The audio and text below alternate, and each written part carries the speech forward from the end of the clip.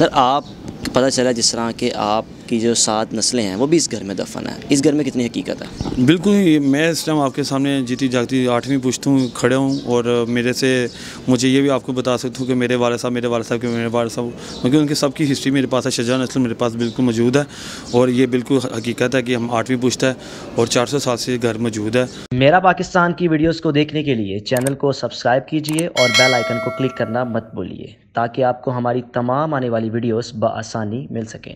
अस्सलाम वालेकुम नाज़रीन, आप देख रहे हैं मेरा पाकिस्तान और मैं हूं आपका होस्ट हारिस भट्टी। इस वक्त मैं मौजूद हूं मस्जिद गेट अंदरून लाहौर में।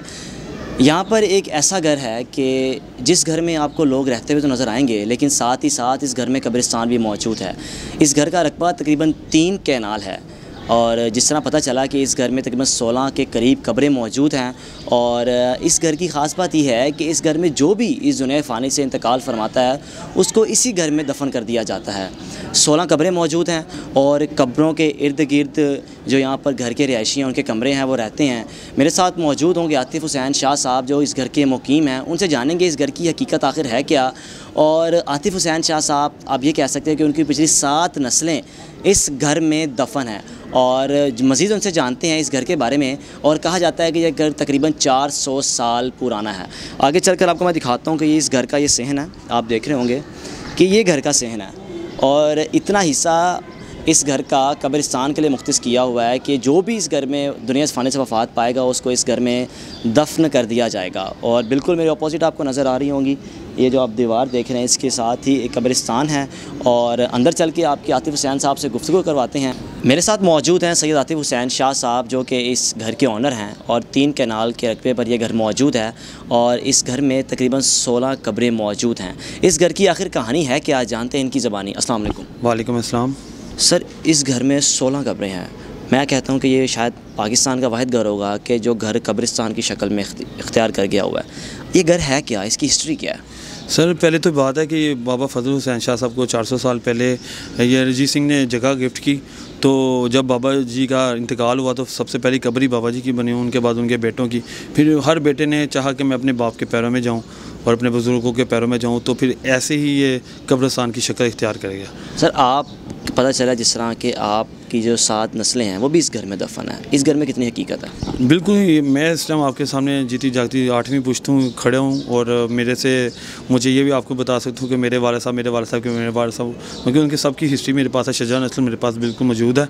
और ये बिल्कुल हकीकत है कि हम 8वीं पुश्त है और 400 साल से घर मौजूद है और काफ़ी लोगों को पता भी है। 400 साल पुराना ये घर है और जिस तरह बता रहे कि आपकी 7 पुश्तें यहाँ पर दफन है।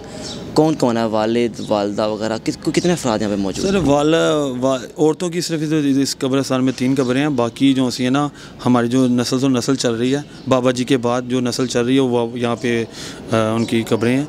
और मज़ीद आगे इंशाल्लाह बढ़ाएंगे भी, अगर जितने भी हमारे जो से अजीज़ होंगे जो बाबा जी की आगे से लड़ी से चल रहे हैं वो उनकी इधर। यानी आपका ये कहना ये कि 8वीं नस्ल आप हैं, जो भी दुनिया फ़ानी से जाता है तो इसी घर में दफन किया जाएगा? बिल्कुल ऐसे ही होगा सर, ऐसे ही होगा। और अभी देखिए अभी नई कब्रें भी 3 आपके सामने बनी है, इनको भी अभी 40 दिन नहीं हुए। तो सर 3 कैनाल का ये घर है, यहाँ पर रिहाइश किस तरह रखी जाती है? खौफ नहीं आता कि किस तरह यहाँ पर लोग रह रहे हैं?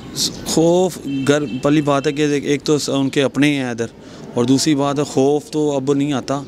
जब 2-4 दिन लगते हैं बंदे को थोड़ी टेंशन लग जाती है, लेकिन शुक्र अल्हम्दुलिल्लाह आपको भी खौफ नहीं आता। लेकिन ज़ाहिर चीज़ें हुई हैं, कोई बड़ी चीज़ें ज़ाहिर होती हैं, हकीकत भी है ये। तो जो क्या ज़ाहिर हुआ, कभी कुछ हुआ? सर जिन्नात बहुत देखे हैं इस घर में, देखे गए हैं, बहुत ज़्यादा देखे गए हैं। और हमने कम देखे हैं, मलेदारों ने ज़्यादा देखे हैं, ठीक है ना। लोग कभी आपको किसी चीज़ ने नुकसान तो नहीं पहुंचाया? नहीं, अल्हम्दुलिल्लाह, क्योंकि ना नेक भी हैं बद भी हैं, इनका भी हिसाब होना है, अल्लाह ताला ने इनका भी हिसाब लेना है। लेकिन ये इन्होंने आज तक हमें कभी नुकसान नहीं पहुंचाया, ये अपने काम से काम रखते हैं। सर आगे जिस तरह बता रहे हैं कि आप 8वीं नस्ल भी यहीं पे चलता रहेगा मामला, तो जितना भी सारी हम देख रहे जगह ये मुख्तस कर दी हुई है कब्रिस्तान के लिए? बिल्कुल जी, मुख्तस कर दी हुई है, बाबा जी की जगह है। और बाबा जी ने इसके आगे जितना भी वसी कब्रिस्तान है, क्योंकि इनकी औलाद है, जितनी औलाद है मेरे भी कोशिश होगी कि मैं अब मेरे कब्र मेरे बाप के पैरों में बने, तो ऐसे ख्वाहिश। सर इलामा इकबाल साहब के बारे में क्या यहाँ पर हकीकत है कि उनके वालिद, उनके जो उस्ताद मोहतब इसी घर में दफन है? जी बिल्कुल, जो उनके उस्ताद थे प्रोफेसर हाफिज़ उमर दराज जीसी कॉलेज के प्रोफेसर थे, तो इलामा इकबाल साहब उनसे फ़ारसी भी सीखते थे और शेर व शायरी भी सीखते थे, और इस घर में आते भी थे, आते जाते भी थे, और स्टूडेंट की तरह वो। ये किस सन की बात बता रहे हैं कि इलामा इकबाल साहब यहाँ पर इस घर में खुद आया करते थे? सर ये तो जब वो जवानी में थे, जब स्टूडेंट थे, तो वो तभी वो इधर आते थे, तो ये तो काफ़ी पाकिस्तान के बनने से पहले की बात है। तो जो आपके वालिद साहब हैं, जो आपके दादा वगैरह, वो तो खुद भी इन सब तमाम चीज़ों से वाकिफ़ होंगे, यहाँ के इलामा इकबाल साहब से वाकिफ़ होंगे, अभी यहाँ पे मिलन जुलन का चलता होगा? बिल्कुल, उनको सारा अपने अपने जो बड़े हों उनकी सारी हिस्ट्रियों का पता है, उनको सारी किस्सों, जैसे हमें उनसे पता लगा, उनको अपने बापों से पता लगा, तो ऐसे में ऐसी तक बात मालूमात हुई कि इलामा इकबाल साहब भी इस घर में आते रहे और खाना खाते थे, और स्टूडेंट थे और पढ़ते भी थे, और उनके जो उस्ताद थे प्रोफेसर हाफिज़ उमर दराज, वो उनको फ़ारसी सिखाते थे। जो इन यहाँ पर सबसे जो बड़े बुजुर्ग हैं जिनकी कब्र है, इनके हवाले से थोड़ा सा बता दें, इनकी क्या हिस्ट्री है? ये जो बाबा फजल हुसैन शाह साहब है, ये रजीत सिंह जैसे वो उनके मरीद हो गए थे, और वो ऐसे मरीद हो गए थे क्योंकि वो हिंदू सिख थे, तो बस बाबा जी की करम नवाजी थी। बाबा जी ने 2200 से ज़्यादा मुसलमान हिंदुओं को किया, ठीक है। और जो इसके बीच में ही एक दीनानाथ था पटवारी, जो रजीत सिंह का था, तो उसकी वाइफ जो बाबा जी को ना बात बहुत आती थी, बाबा जी की करम नवाजियाँ देखी हुई थी उसने, तो उसने एक दफ़ा अपने बंदे को इधर लेके आई, तो उसके बंदे को बाबा जी ने बिशारत दी कि तुम एक दिन राजा लग जाओगे।